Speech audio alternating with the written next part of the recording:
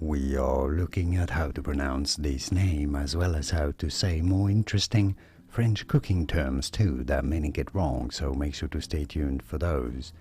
This is a meat dish made from raw ground beef.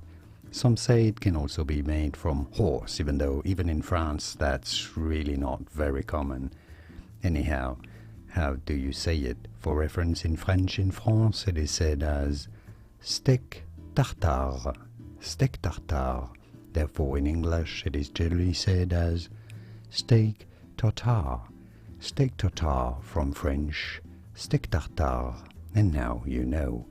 More videos here on how to pronounce more interesting names of delicious dishes and cooking terms from France whose pronunciations aren't always obvious. I'll see you there to learn more. Thanks for watching.